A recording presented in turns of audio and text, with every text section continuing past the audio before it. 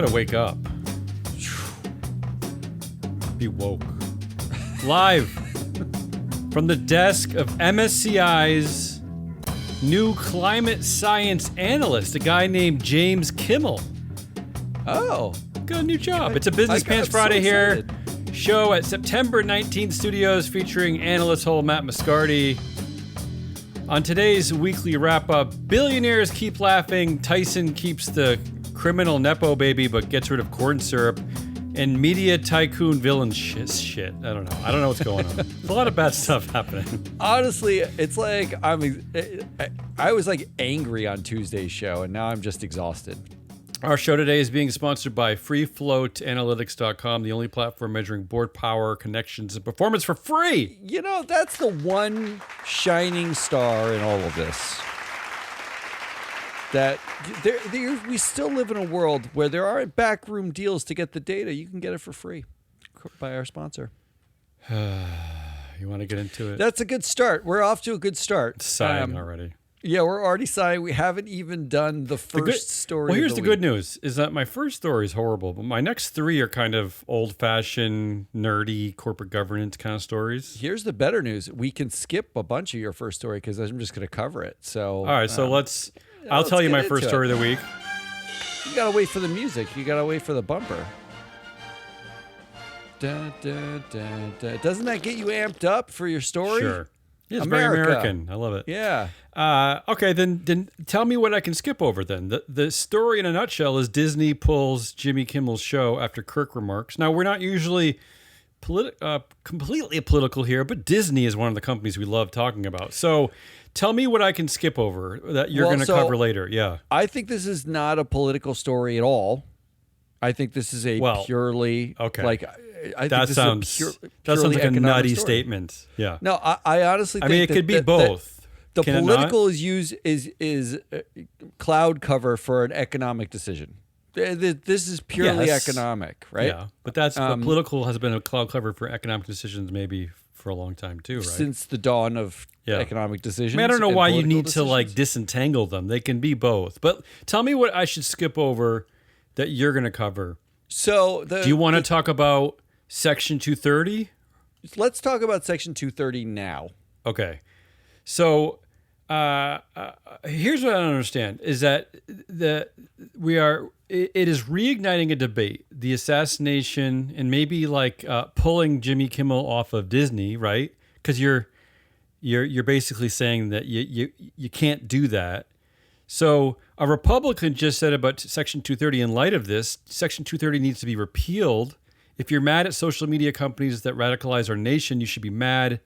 I have a bill that will allow you to sue these people. They're right now they're immune from lawsuits. So why can't we replace old-fashioned broadcast media with social media? I'm not suggesting that we just sue everyone, but well, look, why wouldn't Section 230 be repealed in light of all this? This is the masterful, like, bananas hoodwink of American it's just oligarchy. Like, we already did the thing where we came from the ESG industrial complex and made fun of it all the time, and then conservatives turned it into something that it wasn't, and then we had to defend ESG as it's just data.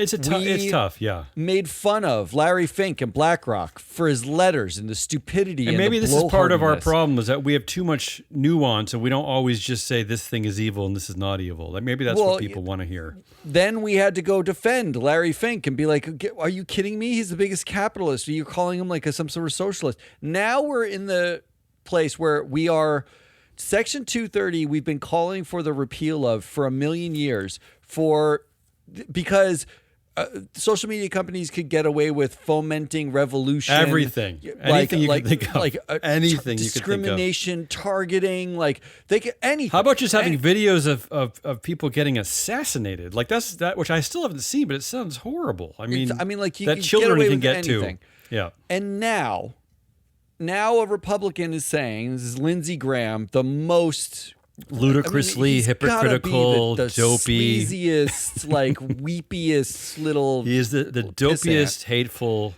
he only says whatever's like the most sleazy politically. Yeah, because let's not expedient thing to forget that he hated Trump before he was the clear winner of the 2016 Republican primary. He absolutely loathed them. He hated him. He said Hated it him. many times. I mean, they all did, to be fair. And then came out and he was literally licking Trump's ass for the last 10 years. So Lindsey Graham is the one saying that it should be repealed so that will allow, quote unquote, you to sue these people. The you here is the important gaslight. It doesn't allow you, like a MAGA conservative who feels bad, or like Democrat, or like trans person, or it doesn't allow you so much to sue them because there's no money you have to sue them with, right? What it allows is the U.S. government to censor them. Yeah, to decide who is and who by isn't. regulating it. Yeah, but right. But is there a liberal version of the social media anyway? Like, does that exist? Not anymore. But but the great like con game here is we are now using Charlie Kirk as a means to regulate and censor all speech. And repealing Section 230 is the completion of that. It's algorithmic autocracy. It's already happened. So I talked to a friend of mine who's been talking about how LinkedIn algorithms like suppress, owned by Microsoft. If you talk about women, LinkedIn owned by Microsoft. If you talk about women or diversity, Microsoft has a lot of very large government contracts that they do not want to lose. They fall asleep when you do that. They start to yawn. The Trump administration has been trying to clamp down on DEI and anything that has to do with women and black people. Sorry, women and black people. And that gays, gets play. That's okay. That Anti-DEI if we're clamping down is fun. on you guys. It's fine. We say that all day long. Yeah. But in order to do Defending that, Microsoft civil can't rights just bad. stop you posting. Instead, what they could do is algorithmically suppress you. Yeah, So they could put you in a pillowcase and throw you off a bridge. that's basically what's the algorithmic version that's what of that. it says. So when you post about DEI, you might have 50,000 followers and one of them will see it, right? Like because the algorithm says like we don't want to show this anymore. Yeah. But if you post about AI and how spectacular it is, then 100,000 followers of your 50,000 actually see it, right? Like that's the way the algorithm works. It already picks what we get to see. We all know that. Repealing Section 230 would mean that every social media platform would be subject to giving its algorithm and or data to the government because they would have to prove that they're not discriminating or suppressing in a way that the government has decided is discrimination or suppression. And B, they are open to liability for what you write. So if the Trump administration wants to sue you for being discriminatory against white people, right? That's what the anti-DEI thing is. They do want to do that, yes. That means if I post on LinkedIn about the just pure data about how few women have power on boards, Microsoft is liable for that post when Suing the you for government says discrimination. you're discriminating against men. Yeah. Well, this is the joy of being friends with all the CEOs of these companies, right? As that dinner highlighted, that big lunch they had a few weeks ago, right? Is that the CEOs can kind of help you cherry pick what data they share and who they help you sue and don't sue But the repeal would mean that the algorithms would fundamentally have to change. Let's just kill anything the administration doesn't want to see. Let's just stop pretending. Autocracy. Let's just stop pretending that it's going to be repealed. There is a strong likelihood in this country with this Congress before the midterms that they will try to repeal it in order to bring in line Alphabet, Microsoft. They won't touch Musk. They're not going to touch Musk. They're not going to go after Rumble. Or They're Larry not going Ellison. to go after Truth Social. Yeah. Remember, fucking Donald Trump owns a social media company that's protected under 230. Let's not forget that. And one of the stories I have that's part of the whole Kirk thing is that Larry Ellison now, we talked about him last week, that he's buying media companies. Now he's in line to take over TikTok. Explain to me. Somebody back me up. Explain to me where the conservatives in this country hate the mainstream media, the leftist lying mainstream media. What in the mainstream media is leftist? There is no left. Yeah, I don't know. It's owned by even MSNBC fired someone over their remarks about Kirk, and the Comcast CEO agreed. Because it was their decision, but yeah. I mean, Comcast is right. Disney is on the right, basically. I mean, that's like his family friendly. Like Bob Iger is the. Don't say. All right, can we stop saying family friendly? Disney is much more than just Disney. I mean, you know how many like franchises they own, including things. I mean, like they do Hulu gambling, which is now family friendly. Hulu, ESPN. I mean, you know how many like horrible like shows that depict like violence against women, serial killers, or making fun of people for their addictions. Just saying that's part of Disney too, though. Can we be real? I'm just saying there is no sort of left-leaning liberal ideology media at this point. This is why it's either right-leaning or not super right, economically, flaccid. This is why my first reaction when Jimmy Kimmel lost his show was I was really thinking it from the perspective of Jimmy Kimmel, thinking like I'm not really sorry for Jimmy Kimmel because this is where it gets confusing, the nuance of these things, is that my perspective has been for a long time is why do a handful of billionaires control all the media going out to Americans anyway? Like, why does Jimmy Kimmel need to be working for Disney?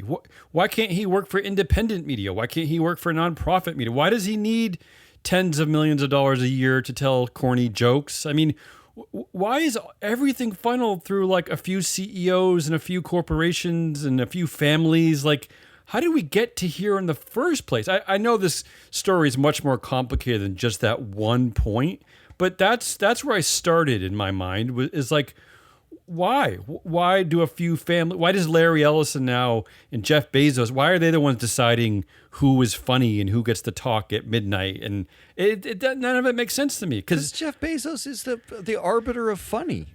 Otherwise, you're just lost in a sea of like voices that nobody listens to because, you're not part of a corporate entity that gets pushed out to millions of families. But anyway, this is a very complicated story. We've already gone into it more than maybe we should because you're going to cover it in As Holiest, right? You're going to cover some of the, because I was going to talk about Nexstar. I was going to talk about Sinclair.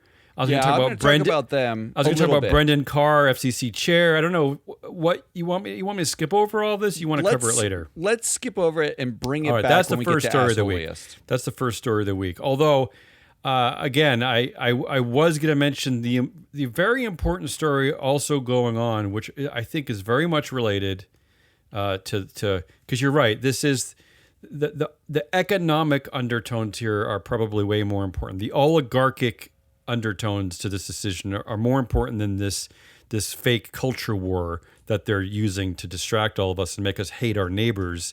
Because at the same time, as I said already, Larry Ellison and Mark Andreessen, of all people, creepy old white dudes, I mean, you can't get much creepier, are poised to take over a social media app that is basically it's basically the playground of young people, right? It's 60% of I think it's 70% are 18 to 34.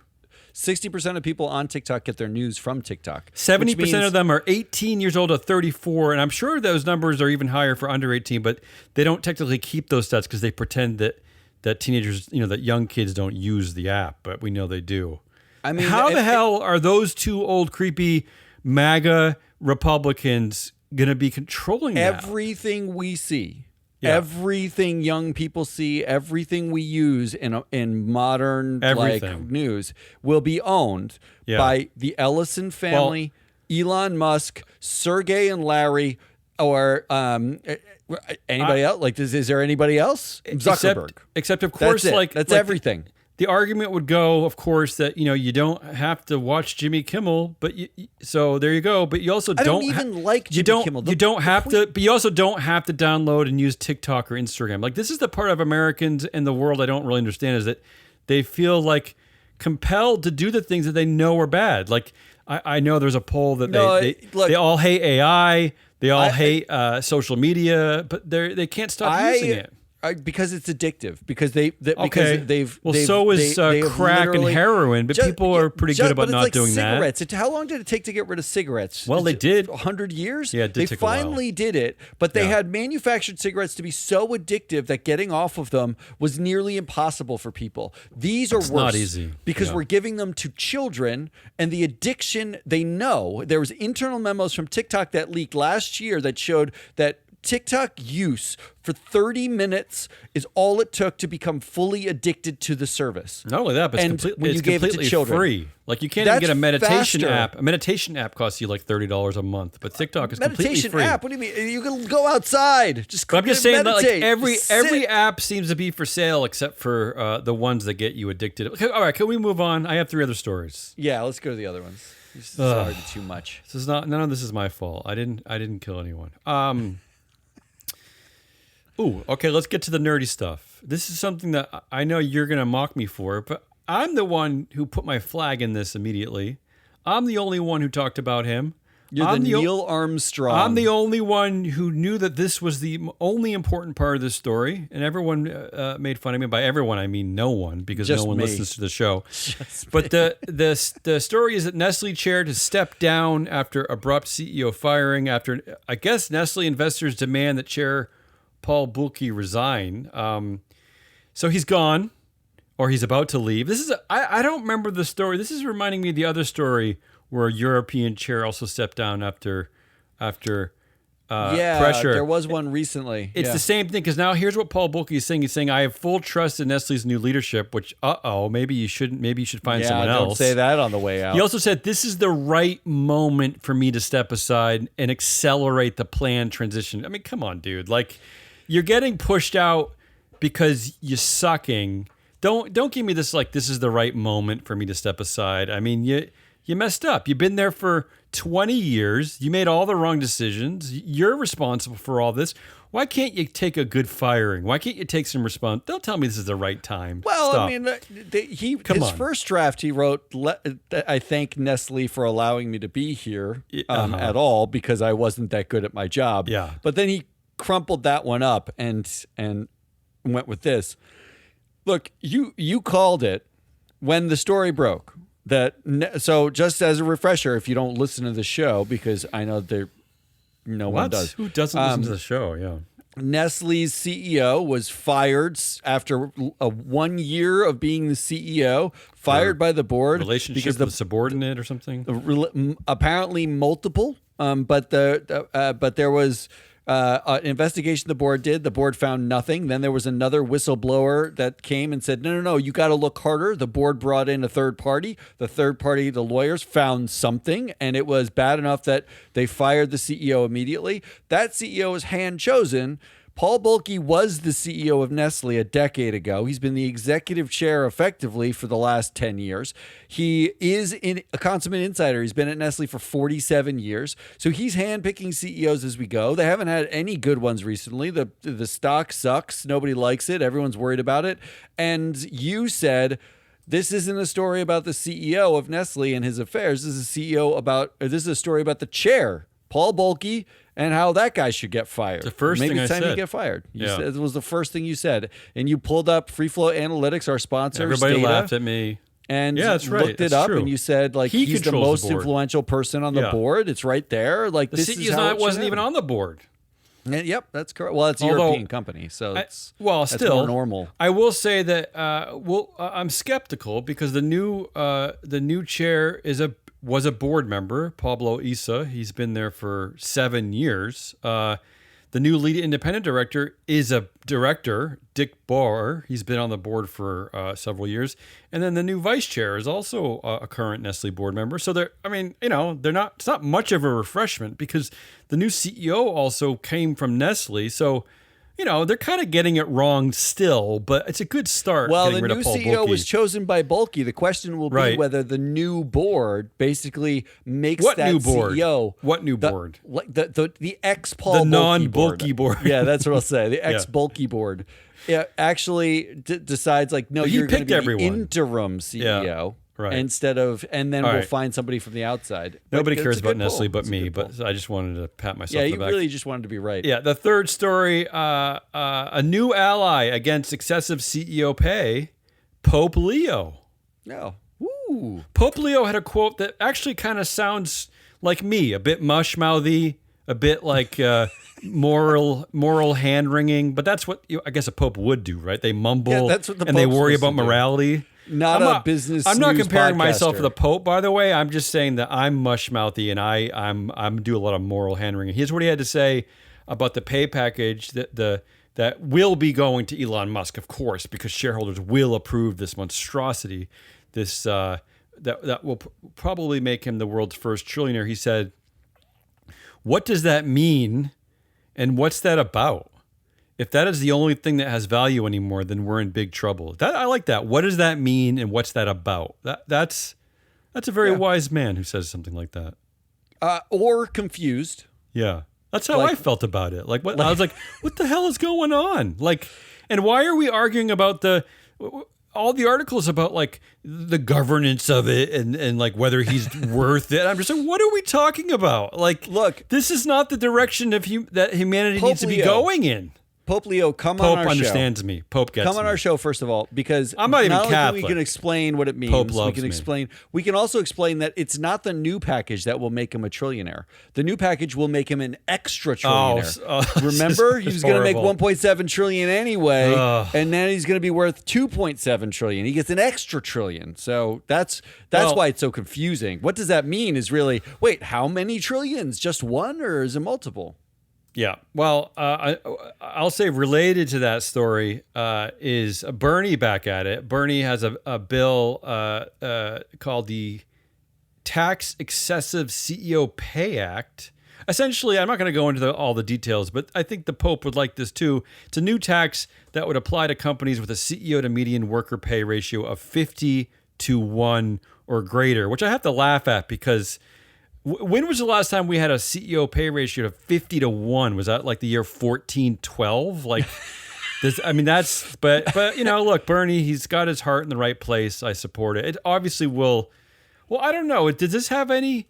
Is there a bipartisan world where this could pass? I mean, No. You would think the MAGA voters would also hate excessive CEO pay. Well, no? first of all, Bernie made it the CEO pay ratio already. People are That, like, people huh? are like, just wait, like the Pope. what- They're like, what? What is this What's about? pay rate? What does that number? Yeah. Even Well, he had to, mean? but he had to do it based on data. He couldn't be like Jeffrey Sonnenfeld and just do it by hunches and shots and who fired. he thinks is like making too much money because they are or are not a wizard or something like that. Let's come back to that. Right? But look, the details of this are actually a bit interesting because it's a graduated tax, right? It's like 1 percentage point for 100 to 200 to 1 CEO pay ratio, and then 2% for 200 to 300 to 1. You know what when I saw this, you know what I immediately thought? No. Isn't this the salary cap for every sports team? Isn't that what this is? This basically is I know in the NBA, like if you go over a certain amount, you have to like pay you're back paying into a the tax. coffers, You're paying the right? salary tax. back to the league, to other teams. Why on earth doesn't this work I don't- for CEOs? I think the Pope is high-fiving us right now. I know that. I All mean, right. like Bernie, Yeah. you're right. Like this is you should basically call it the salary cap, and only make analogies to sports teams and say you're welcome to pay your CEO $1 trillion, but there is a salary cap tax. You're just going to pay more with $1 trillion. I don't get high very often. Let's say like it's down to like 2 or 3 times a year. But I had this insipid idea the last time I got high, I think last winter, where I was trying to think of like how can we incentivize these horrible men to stop taking all the wealth, these CEOs. So it's like, what if just like the NFL, because like people like Tom Brady, yeah, money's important, but really they want the trophy. Like it's they all wanna about win. It's a Michael toy. Jordan. They want to win, right? It's not just about the money. Like there's other things going on. So I thought, what if we capped CEO pay, at a reasonable ratio, And what if we made a tournament every year where we took the top I 30 love CEOs and we gave them some kind of dumb trophy that they could hold up just like they had, right? I'm dead serious. This is the best idea I you've have ever so had. many pages of notes of this, of course. I was high, I'm warning you.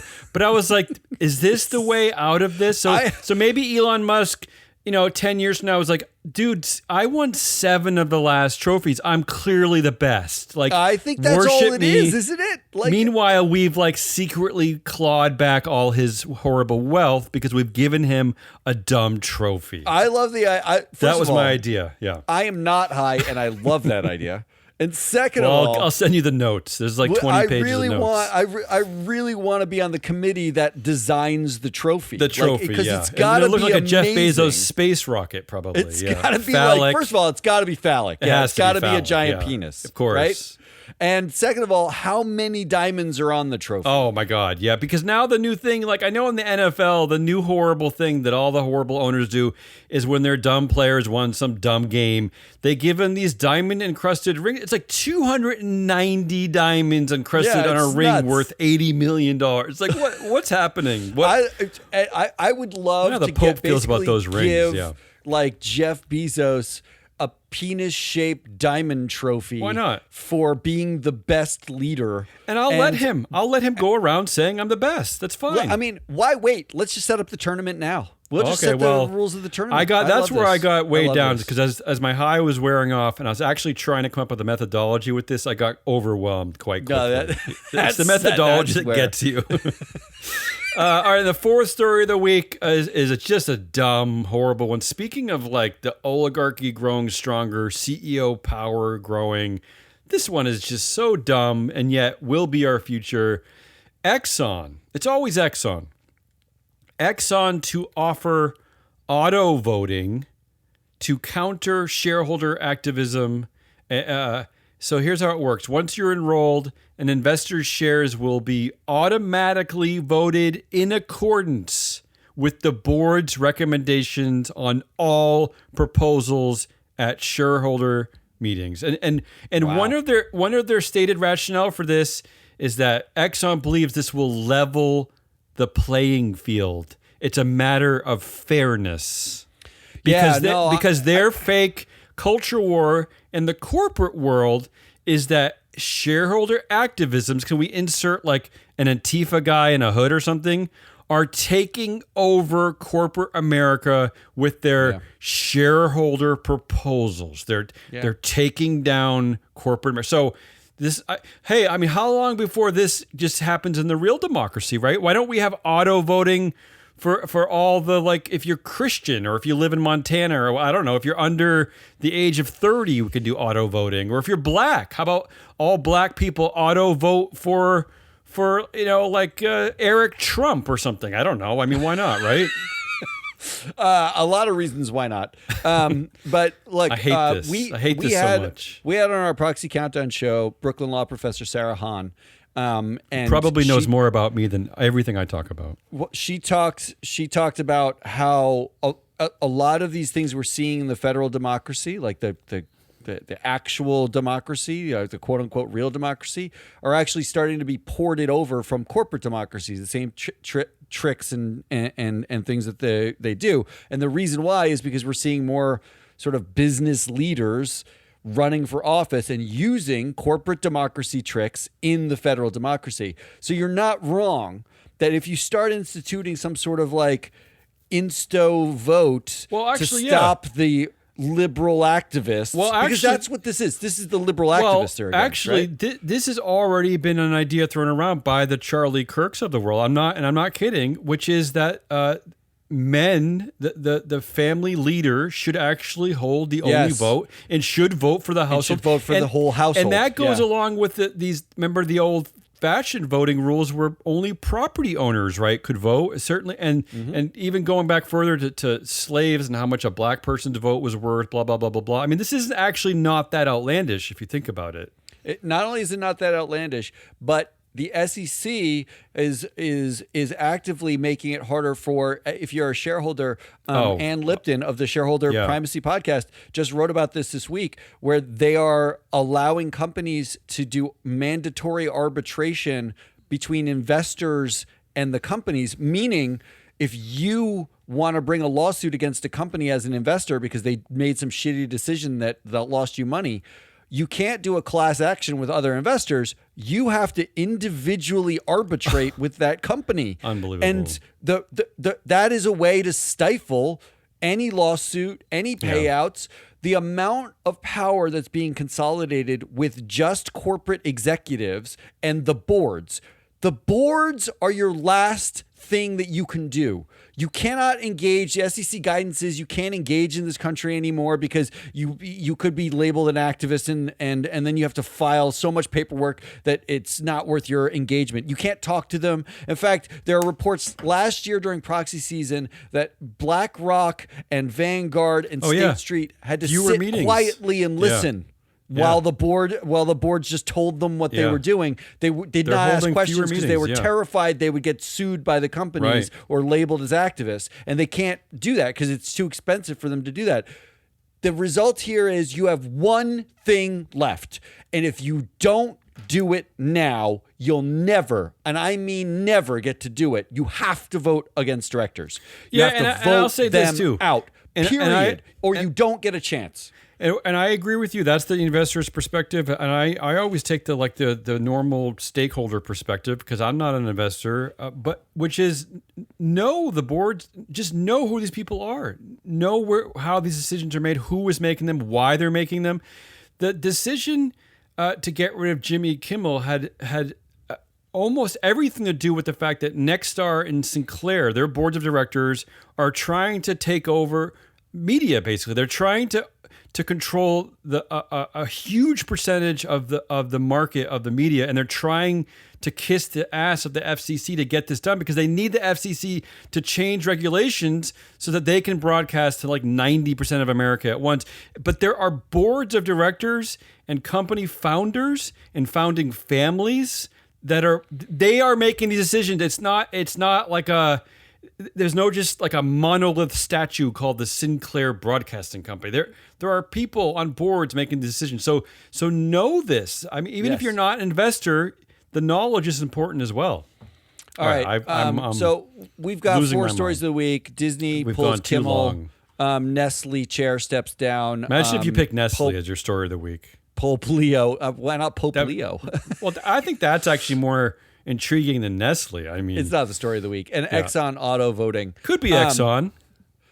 Look, I'm going to reserve Disney pulling Kimmel. What? Because come on, how's that not the story of the week? What are you doing? It is the story of the week, but I'm going to give you asshole options just out of that anyway. Fine, so like I don't want to spend my whole life thinking about that anymore. Just pick one. Let's move on. I'm going to pick Exxon auto voting. I'm going to pick what kind? No joke. This is why we're hemorrhaging audience because you're picking Exxon. I want you to think about this. From 2 to 1, that is. I want you to think about this. While we are subverting free speech under the guise of, it's really the same story. It's the same story. It's the same story, yeah. But this is direct. This is a direct subversion of a democracy. This is literally saying, give me your votes. The trade that Exxon just made was essentially saying we have 40% of our shareholders are retail shareholders.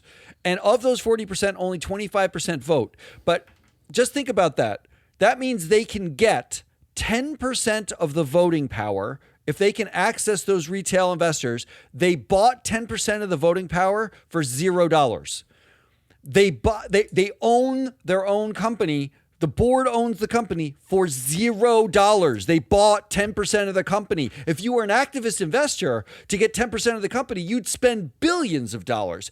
Exxon's board said, I got an idea. We can buy 10% of the company for $0 by letting the morons auto vote. Auto vote. Even the name is dystopian. Auto voting. It's all a big right? deal, but that's a big deal. I feel like, and I know I'm going to date myself now, although there was recently a Blade Runner movie, but now everything just feels like very Blade Runner to me. Auto voting? Like really? Yeah. Like auto voting? All right. Can we speed this let's show do up a bit? List. Yeah. Let's do good list. That'll be fast. It'll be fast. Maybe we should start more upbeat No, I hope because we then don't end lose the show people. Okay. hating ourselves. I'm gonna go I have quickly on two. this. Yeah, I'll go quickly so that you can take over. Tyson Foods. Oh, Now- the Tyson family, you mean? Yeah, Tyson family. Now they're keeping the guy, the nepo baby who gets arrested a lot On the and- board. He stays who on the was board. so right? bad they had to fire CFO. They're keeping him on the board. I love But when the- you fire him as your CFO. employee and then put him as a fiduciary of the company. That's my Yeah. favorite. Yeah. But they are ditching corn syrup. Oh, okay. Well, there you go. It's +1 on the nepo baby column, but -1 on the corn syrup column. Yeah, That's so pretty good. I'm okay with that, right? I mean, I actually tend to not buy products anymore that have high fructose corn syrup. So I guess that's good, right? Is this good? This is all part of RFK Jr., right? Not that I need the sugar. Yeah. Go ahead. What do you have? All right, I've got two for you. First up, new poll finds that Americans loathe AI. Doesn't that yeah. feel good? I guess. 53% of just over 5,000 U.S. adults polled in June think that AI will, quote, worsen people's ability to think creatively. Sure. Because everyone was thinking creatively before. I mean, I got to say, like, 50% I don't know how creative most Americans are, but yeah, go ahead. 50% say AI will deteriorate our ability to form meaningful relationships. That's already happening, yes. That's already Well, done. that's- So I'm that- glad but that that's the- America recognizes. But that's the Recognize internet. America. That's the internet in general, though. That's social media especially accelerated that. Yeah, there's definitely a loneliness epidemic happening. Yeah. Well, here's the other one, and this happened yesterday. Northeast U.S. states form health alliance in response to federal vaccine limits. Well, So if you're live in the Northeast, where Yes. Damien and I both are, Thank both of God. our states are part of the Northeast Health Alliance, and it is basically the states have formed their own version of the CDC to give recommendations about vaccines. this is my dream anyway. I mean, I'm ready. Like, let's secede. I don't need to be a it's- part of any of it. Yeah. I think it's great. Yeah. Great. All right. Who are we voting for here? I'm not voting for Tyson's Nepo baby. Let's just do Northeast U.S. states because we live there. I mean, right, you I got to like fight back. You got to have some ways of fighting back, right? I like that. But by the way, It's not like Bob Iger, who's just like, I don't care. New about- Hampshire, not a part of it. New Hampshire's the only Northeast state. Is that right? That's right. We got Live, Pennsylvania. live free we or got- die. Live free or we die got wants to be Pennsylvania, told New what York, to do. Connecticut, Rhode Island, Maine, and What happened to Vermont, the not live New free or Hampshire. die people? They used to be like, don't tell us what to do, like when I was a kid. But now, I guess it's a Republican state now. It's got Good a for them. Republican governor, and they for them. can't sign on because they can't look like they're against Trump. Because Oh, dear leader yeah, would get why would you do upset. that? All right, So, all right, move let's on. do assholes. Oh no. Yeah, baby. We're making horrible time. Let's get through this. I'm gonna try to shut up. This is a question. This is a simple question. Which capitalist is the bigger asshole? We Oh. know. I hope we you're know. starting with beautiful Bob, I am. We know that Disney yanked Kimmel. because no one's talking about Bob Iger. So I'm glad you're talking about Bob Iger. Someone is. Our favorite Jeff Sonnenfeld is talking about I'm Bob glad Iger. you're going to talk about that. I didn't want to. And Yeah. that's going to come up here. I'm going to talk about that some. Yeah. But there are three actors, economic actors, in play here. And I'm going to tell you them up front. You've already mentioned them. We have Bob Iger and Disney. So Bob, beautiful Bob. We have a guy named Perry Sook, who is the CEO yeah. and founder of Nexstar. Yep. Who Nexstar Founder, is CEO, attempting- chair. His ego is so small he needs all three of them. Yeah. You get three. You got Founder, you got the CEO, chair.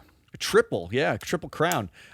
He is trying to acquire Tegna for $6 billion, which could consolidate 80% of U.S. household local Think news about stations. that. Think He about would that. And I own- think right now the limit is 39%, which is Limit already is too high 39%. to me. But 39% is the limit. And David Deniston Smith, the CEO, Yes, founder, the Smith family, a nepo baby. So not founder, because A he's nepo the baby. nepo baby. Daddy Sinclair actually started this. A company, Sinclair. They own 20% of ABC affiliates. In fact, I was going to say that I have a new data point for MSCI that a board 44% Smith family. That board 44%. That is the board. It is nuts. Yeah. So an anti-DEI person would say it's too many Smiths, right? Wouldn't Robbie Starbuck think too many Smiths?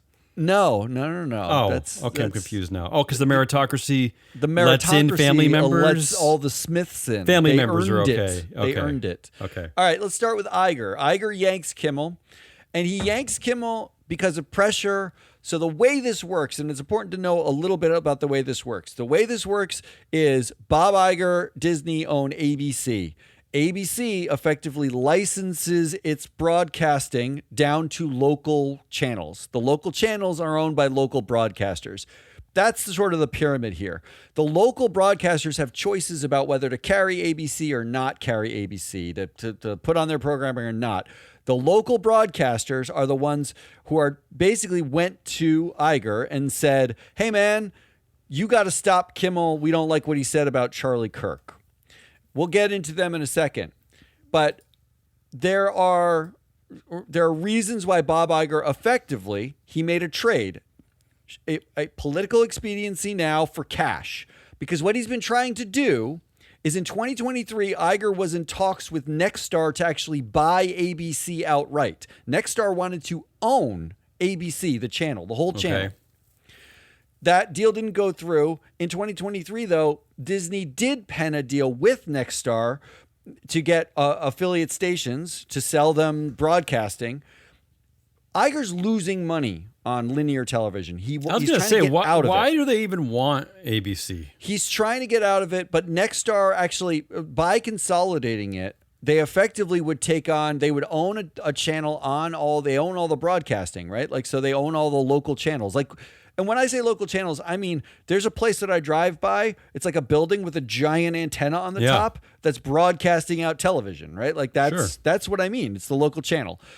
Nexstar's ABC agreement expires December of 2026, and Nexstar would be buying ABC affiliations, 14% currently, but if they buy Tegna, it'll be 21%. They'll own 21% of all ABC affiliations, okay? So Iger is super happy because that would mean, great, Nexstar is going to own more of ABC. It's going to be easier for us to do a deal with Nexstar. Just sell them all of ABC. Yeah, but meanwhile, as I said, it would mean the FCC would have to change a rule because that would mean that Nexstar would be able to broadcast to like almost 90% of the country.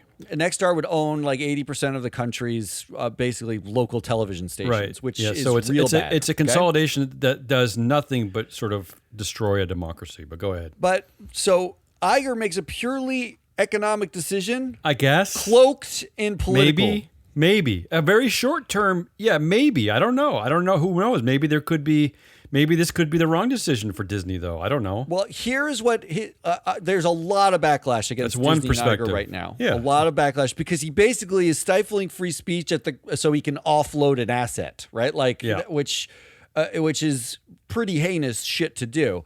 Stifling free speech against a man who was shot, whose number one thing really was free speech and free speech absolutism, right? Oh, the things he said on his show. Listen to his show. Well, that's the weird thing about all this. Charlie Kirk said it wouldn't make it on the ABC's channel. That's for sure. Well, I want to be clear about one thing. This is the only time you'll ever hear me support Charlie Kirk because this guy was just an abhorrent human being.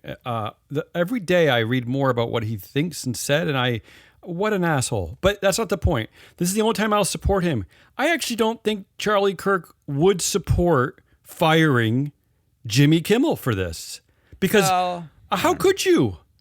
I don't know. I mean, it doesn't really matter what he thinks, but yeah. So there are people who are defending it, and it's not just like these sort of like MAGA types on the right who are defending yanking Kimmel. It is your favorite troll, Jeffrey Sonnenfeld, a Yale professor. I don't get this guy. This guy is my arch nemesis. If only I wish he knew about me so he could hear me disliking him. He just penned this guy's the worst. Op-ed in Fortune where it is a full-throated defense of Bob Iger. Why do you let this guy do all these vanity posts? I don't really understand. He's done 5 years of apologies for Iger. He's a CEO apologist in general. All he does is come out, and Iger apparently has been awarded by him and his group. He knows him like from conferences that he throws on an annual basis that gets together all of these CEOs. All he does is sort of blow CEOs. That's what he does. Here's what Sonnenfeld had to say, quote, Iger has been a fearless, equal opportunity offender in defending Disney's corporate character, whether from intrusions by the left or by the right. Right. He makes a case because they got rid of the Roseanne show a few years ago. He was criticized harshly from many on the political right in 2018 when he canceled Roseanne, when the Star imploded with a cruel racial tirade about President Obama's former top advisor, Valerie Jarrett. So what Roseanne Barr said, what Kimmel said, was that MAGA Republicans didn't want the shooter to be MAGA. They were doing everything they could to make it not seem like he was one of them, right? Yeah. That's what he said. That's very human, yes. Because Kimmel was making a joke about MAGA really doesn't want, it would be really bad for them if the shooter was MAGA. Yeah. I'm not even sure how that's offensive.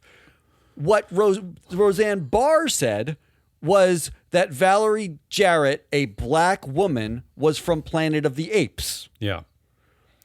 I don't think that's the same. No. I don't think that's Matt, even close. You can drop the I think part. It is not the same. Yeah. So what Disney did was cancel using the right outrage as cloud cover in order to sell more assets to broadcasters. They basically just turned themselves into Target. They did the immediately politically expedient thing for cash. They did it for cash. I don't know if you're and going to we'll know how much it's worth when they're done with the merger and they sell ABC eventually to either Nexstar or Sinclair. I don't know what's up with this dope, Jeffrey Sonnenfeld, and I feel sad about it because I'm a very proud New Englander. I'm one of the reasons I'm very proud about New England is the amount of incredible education that happens here, not just from the Ivy League schools, but this is the cradle of education in the globe. There's just so many incredible schools here. So I'm ashamed of this dope. This dope pretends to be an academic. He called Bob Iger once a magic wielding wizard. He called him a wizard. Yeah, he's a wizard. I think that's an academic term. Is it? It's based on data and empirical research and a peer-reviewed paper. I mean, what are we doing? What are we doing? He had somebody research wizardry and then applied it. Yeah. He also said, and I don't know if you're gonna get to this, but he also said he also made this assertion that what Jimmy Kimmel said was wrong. There is no dispute on that. Yes. What kind of an academic makes these declarations like this? Does he want to be a part of a Disney superhero movie where he throws like truth bomb? He's the truth bomber or something like. Well, let's come back to that. Does Jeffrey Sonnenfeld define truth? Like, what is wrong with this guy? Let's come back to that because he's basically Robbie Starbuck. He's Robbie Starbuck to me. That might be true. That might be true that he does want to don a superhero suit. I don't get this guy. But I wanted to give you asshole action items this week. Okay. Disney's next AGM is March of 2026. That is before all of the Nexstar affiliations run out in December. Yeah. You can buy Disney stock now. You'll be before the record date with the intention of voting out every Star fucky director on that board. I got to tell you, man. Bob Iger does not get to yank Jimmy Kimmel without having a conversation with his board. If he doesn't have the conversation with his board, because he's on publicly owned, he's on the board. If he doesn't talk to anybody else on the board, then clearly the board is pointless. You don't need any of them anyway. Is this not if feeling he did like, have the conversation, then they agreed to this. Is this not feeling like a COVID redux? Didn't we joke that last time that Bob Iger bailed, he just didn't want to deal with what it is to run a company under COVID? Don't you feel like that? Because he's going to leave again. He's retiring. Wouldn't now be a good time to kind of bow out of this? No, he's going to wait until 2026, then he bows out. Look, you can vote out every director on this board, but you have a bonus option. If you buy shares of Coca-Cola, GM, Under Armour, Procter & Gamble, Reckitt, Benckiser, Bristol Myers, Target, Carlyle, and Lululemon, you can vote out the same board members on those boards because they're on multiple boards. And guess what? If they made shit decisions in one place, chances are they're making shit decisions everywhere. So that would be Mel Lagomasino, who's on the Coca-Cola board. She's on the Disney board and the Coca-Cola board. Carolyn Everson on the Disney board and the Coca-Cola board. You can, it's like a twofer. It's like a cheap sale, right? You get rid of Mary Barra at GM. I don't care that she's the CEO. Get rid of Everson at Under Armour. Amy Chang's on Procter & Gamble. Jeremy Derrick. Look, go to freeflowanalytics.com. Look at the Disney board. Pull them up. You can see, if you click through every single one of them, what other boards they're on and vote them out there too. Fun bonus option. Vote out Jeffrey Sonnenfeld, who is on the board of the Lenner Corporation. That's also incredible to me. It's incredible that this guy pretends to be like unbiased. If he's a part of the protected class of S&P 500 directors, essentially. This is the same Jeffrey Sonnenfeld who came to the defense of, in no particular order, Dave Calhoun of Boeing, who basically resigned in disgrace after Sonnenfeld came out saying he was quote unquote laser focused.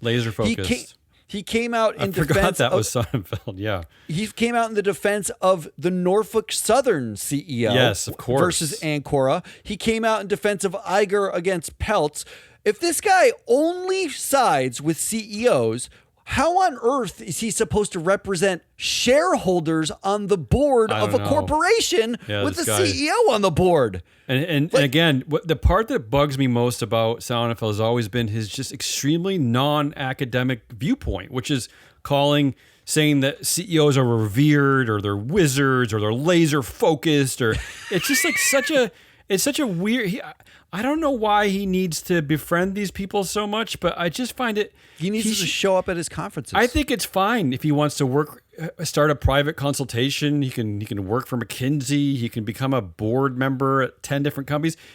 Yale. He shouldn't be working at Yale. That's all I'm saying. He shouldn't be an academic. That's where I get all. Your number two option is Perry Sook, the CEO and founder of Nexstar. So the first option is Bob Iger, CEO of Disney. Second option, Perry Sook. So you mentioned Nexstar has to make nice with Brendan Carr, who's the chair of the FCC. This is purely political. This is what Nexstar said about Jimmy Kimmel after, he basically said nothing burger, but Nexstar said, Nexstar's owned and partner television stations affiliated with the ABC television network will preempt Jimmy Kimmel Live for the foreseeable future, beginning with tonight's show. Nexstar strongly objects to the recent comments made by Mr. Kimmel concerning the killing of Charlie Kirk and will replace the show with other programming in its ABC-affiliated markets. So all they're doing is Nexstar's yanking Kimmel off the air. They'll put something else on during that moment, and remember, Nexstar is summarily making that decision for currently 36% of U.S. households, right? 36% of the U.S. seems way too high. One guy cannot access Jimmy Kimmel, regardless of their political leanings or what they would have thought about Kimmel. What Kimmel they think said, is funny. Maybe they're not even watching Jimmy Kimmel. Who knows? Kimmel didn't even say anything. That is. I mean, he said nothing. This is not. He phrased it badly. It's stupid. But this is not about that. This is about that's the point. Jimmy Kimmel has been coming after Trump forever. This is about consolidating political power and as to your point, consolidating economic power. So let's go back to Sonnenfeld, because Sonnenfeld says, quote, Kimmel's suggestion that the MAGA gang is desperately trying to characterize this kid who murdered Charlie Kirk as anything other than one of them. That's the Kimmel quote that he got yanked from television for, doesn't square with the facts, which are known at this point. Okay, that it does. He's saying the MAGA doesn't want that kid to be MAGA. He didn't say that kid is MAGA. So that does square with the facts. Regardless, these comments are blatantly insensitive, as political violence should never be tolerated or exploited as comedic entertainment, no matter who perpetrated it. According to Lord Jeffrey Sonnenfeld? I mean, Eric Trump actually, for Halloween, after Paul Pelosi was hit in the head by a hammer by a person who didn't like his politics. Of course. Took a picture of a hammer and some underwear and said, I'm looking forward to dressing up as Paul Pelosi this year. So, I mean, look, that guy's on the board of companies. To get really dark about this, in some ways, you'd think that they'd celebrate this shooter. I mean, is there anything more macho and American and MAGA for an angry man to pick up a gun and deal with it that way? Isn't that the American way anyway? Shouldn't we be respecting his Wild West ways? Well, Perry Sook of Nexstar doesn't think so, and Perry Sook's political donations have think been almost think entirely to Perry Sook Republican cares. candidates over the last decade, and Yeah. and in fact, Perry Sook has got a big stake in this game because Brendan Carr. Here's a headline from late 2024. Brendan Carr, soon to be FCC chair, says commission will back local TV stations even if that's in conflict with broadcast networks, meaning Bob Iger went into a negotiation knowing that the FCC is against Disney and for Nexstar. And if Nexstar says, get Kimmel off the air because it'll please Trump and I want this deal, Bob Iger does it. I got to tell you, I want to talk about Brendan Carr for just 2 seconds. This is why this has nothing to do with speech, right? I mean, with what Kimmel is actually saying. Brendan Carr criticized Zuckerberg not too long ago. He criticized him for that Zuckerberg's call for government regulation as a violation of the First Amendment. This guy used to be a pro First Amendment guy. Every one of these free speech absolutist assholes. So don't mistake this for what it is. Absolutism, not free speech absolutism. There's an asshole action item here. It's too late to vote against Nexstar's board. Their last meeting was in June 2025. Oh, I didn't even realize they were publicly traded. Of course they're publicly traded. And Perry Sook only owns 5.8% of the stock. Vanguard and BlackRock own 21.8% of the stock. So if you don't like what Nexstar is doing and saying, you can go to Vanguard and BlackRock and say, you better vote against them. But you can also vote. You have a vote here. You can buy the stock and vote. And I gotta say, one of my favorite things about freeflowanalytics.com is when you go to Nexstar Media Group, which is in the database, this is all for free. If you're confused about who controls this company, you probably should be, because no other data provider will tell you this. But Freeflow Analytics tells you right to your face that Perry Sook controls 78% of board influence. This is his call. It's his company. It's his company. It's his baby. Data supports it. But Tony Wells, Bernadette Alastia, and Jeffrey Armstrong, they don't control Nexstar. They're on the board of Nexstar. They're also on the board of Yelp, Denny's, and Urban One, respectively. Mm-hmm. Feel free to buy those stocks and vote them out. All right. Instead of boycotting, vote them out. All right. So you that's want your second change? That's what change looks like. Second That's what asshole, it really Perry looks like. Sook. All right. Who's your Third asshole, David Deniston Smith, CEO of Sinclair. Yeah, Family. Sinclair is a weird one because Sinclair's not directly involved with this. They don't have a big merger coming. They don't have anything like that, but they own 20% of ABC affiliates. They're currently the largest. Post-merger, they would be second, but they're currently the largest. Smith is a Nepo baby who, along with the rest of his brothers and family at another publicly traded company, they own 82% of the voting power. And they're Trump toadies. They have been for a long time. Oh, my God. He was actually one of Turning Point USA's biggest donors through his foundation. Yeah. This started with the George W. Bush era, the Sinclair. Yes, the Bush era. And Sinclair issued this statement. They, quote, would not lift the suspension of Jimmy Kimmel Live on our stations until formal discussions are held with ABC regarding the network's commitment to professionalism and accountability, calling on Kimmel to make a direct apology to the Kirk family and for the network to make a meaningful donation to Turning Point. I mean, they want so them bizarre. to grovel.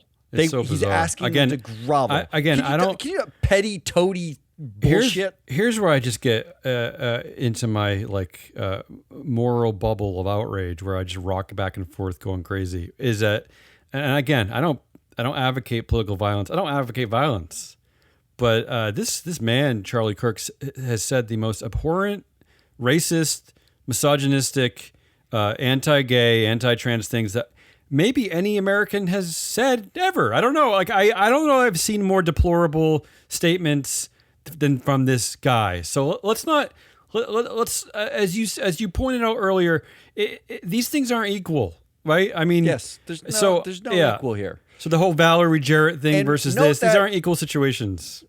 No one's advocating for apologize shooting a guy. To the Kirk family. Yeah. No one is advocating that. We are saying you can be an asshole and someone can call you an asshole and that's fine. That is free speech. That's the definition of it. If we can't talk about it, then what's the fucking point? Here's can the I guy. just say before you get to the point, I do want to say that I did read reports that Sinclair is actually one of the reasons why they are involved with this is they are, like Nexstar, actively seeking deregulation. They want the FCC to change the rules because they have they're into an acquisitions phase. They want to acquire a bunch of companies. So while there's nothing announced right now, there's actually some of the same interests they have. It's as all Nexstar. the same reasoning. Yeah. And this is Sinclair. Let me be clear. There's no Sinclair. It's the Smith family. It's David Smith and his there is no Sinclair. brothers. It's the Smith there's family. it's the Smith. It's not Sinclair. It's Smith. Okay. This is the guy who wants Jimmy Kimmel to grovel in front of the feet, as does of Jeffrey the Kirk Sonnenfeld. family. This is this guy. In the 2000s, Sinclair Smith allowed a paid Bush administration propagandist to deliver reporting on all of their local news stations. He just broadcast it out and pretended it was news. The Bush administration asked him to do it, and he did it. In fact, during Trump 1.0, Sinclair forced local news broadcasters to read off of a script about how the mainstream media was fake news. Yeah, I remember that, yeah. And Deadspin creepy. actually... Sinclair was the first company that made it seem like you were living in The Handmaid's Tale. There was something very creepy about them. Really creepy. If you look at a picture of this guy, he looks like a creepy guy from The Handmaid's Tale. And more often than not, the people who were reading these weirdly politically charged comments at the Smith Company, whatever they're called, they look like they're like white dudes, very square jaw. They just look creepy. There's something very creepy going on there. In the 90s, and I'm a white guy. Moralize. For the 90s, Smith was caught getting a blowjob from a prostitute and written up. Yes. No. Yeah. Okay. And I think because you're caught once, like, isn't the time you were caught not the first time? Like, yeah. Does anybody ever get caught the first time with their hand in the cookie jar? I wouldn't know, yeah. All I'm saying is there's an asshole action item here. How come Jeffrey Sonnenfeld's not an asshole? How come Jeffrey Sonnenfeld's not writing about backing Sinclair and Nexstar? Well, can I He's say only backing Iger, the guy that is a big deal in his world. Can I say to your point, he's so pro-corporate, this guy. Can I say to your point that he also said that if Kimmel refuses to apologize, quote, he can become one of the 20,000 Substack authors writing for each other, end quote. This guy, not only is he wants him to grovel too. He's a troll, but he's also just a troll. Like, he just, like... And is that so bad in America anyway that if you're not on an ABC owned station making $20 million a year and you're writing for Substack, that makes you lesser than? This is Jeffrey Sonnenfeld's joke. I mean, he's just so pro corporate, it makes me sick. But anyway, keep going. Sinclair's action item. Yeah. It's a dual class dictatorship. There's really only two things you can do. You can not watch Sinclair affiliated stations. They have a list of all the stations in every, city or county that is affiliated with Sinclair, that Sinclair owns. You could just not watch those stations. That's one thing. But that's going to be hard to do because you got to do a whole bunch of research, where you live and which is the station and do I even watch that and whatever. If you do want to vote, there's only one person on the Sinclair board that you can vote out, and that is Dr. Ben Carson, who's on the DR Horton board and the Covenant Logistics boards. Smiths and Carson. Ben Carson. Yes, he's that Ben on Carson. the Sinclair board. Yeah. You can't vote him out there because it's a dual class company. The Smiths own 82% of the voting power, but you can vote him out elsewhere. So those are your three options. It's David Smith, Perry Sook, and Bob Iger. Well, this is a tough one. I mean, they're all like. I mean, I would have repugnant. I wish you'd given me Jeffrey Sonnenfeld, but I know I didn't on purpose. I will. I could have thrown a dart at this one, but ultimately the decision here was Bob Iger's. I think you're right. I mean, that's Perry the correct Sook. Answer. I don't agree with the Smith family and Perry Sook. They're entitled to their moral outrage. I mean, they could have had an op-ed. They could have created programming saying they hate Jimmy Kimmel, whatever. They could have posted it right before and right after. Whatever they wanted to do, I would have been okay with. Because to your point earlier, I don't really care about Jimmy Kimmel in the first place. I literally don't care about him at all. I don't. But they have so much media power that they could have created hundreds of hours of programming telling you why they think that Jimmy Kimmel is wrong. But ultimately it was Bob Iger who made a very quick, almost like too quick decision. Although they did say that they've canceled the show indefinitely, which means that they could bring him back, I suppose, right? I mean, they pulled it indefinitely, which means that he could be back on air in 2 weeks.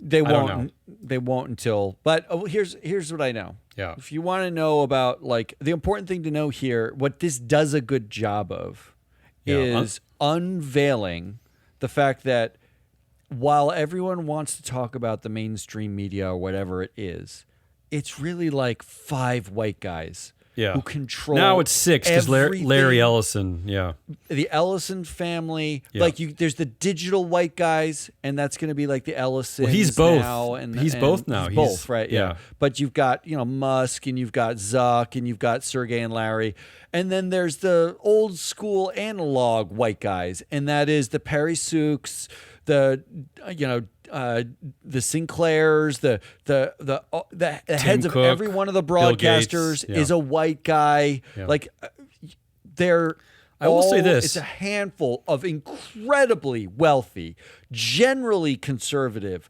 white males. Who often run their companies with provisions that allow them to maintain control without the input of an independent board or shareholders. Can I add 2 things? First of all, I apologize for we've been speaking like in circles today, mostly because we're riled up by this. So I'm angry. So we're talking over each other. We're speaking in circles.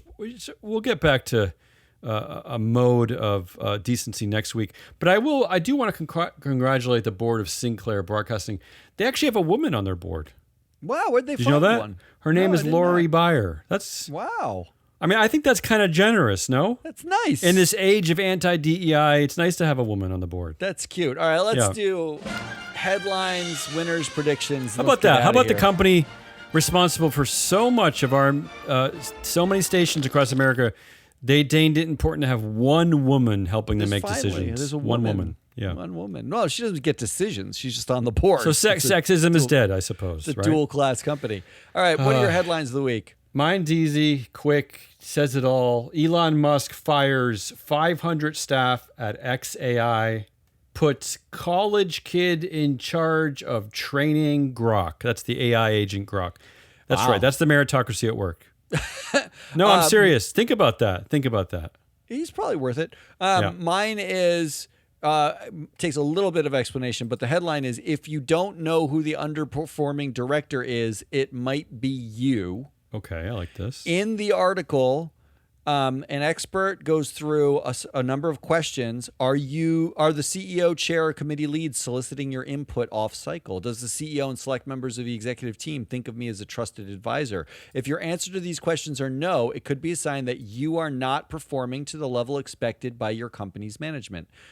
I picked it and I bolded, you are not performing to the level expected by your company's management. If you are a director, you don't report to the company's management. Yeah. You represent the shareholder.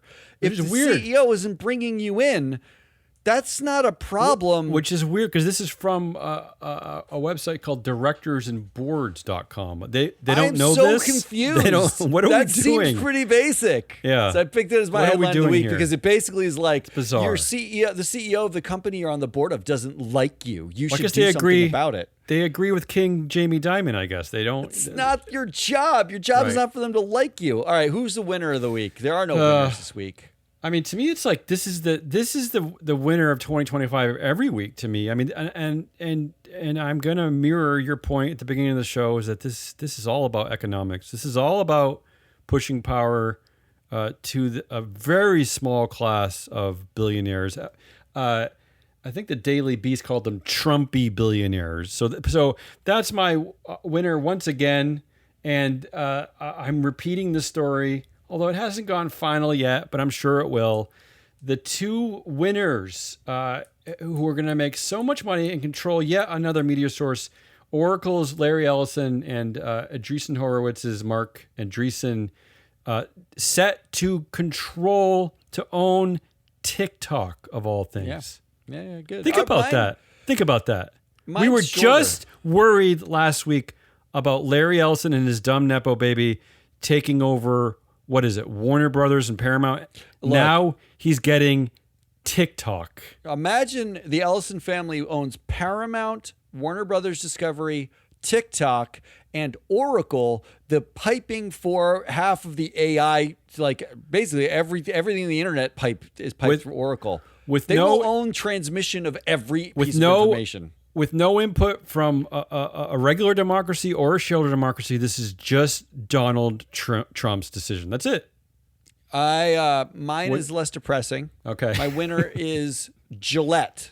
Oh, the razor company. Bob Kraft, isn't he Bob Kraft? Yeah, but they sell razors.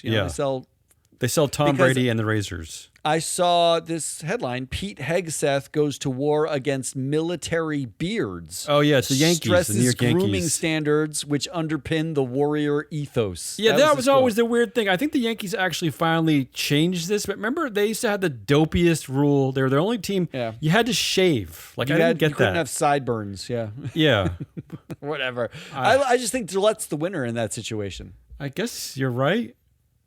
Okay. Aren't they? Yeah. Like it's American-made razors. I think you're the winner for the first moment of levity in this horrible show. This has been a difficult show. Well, what's your prediction? Which is not going to be levity.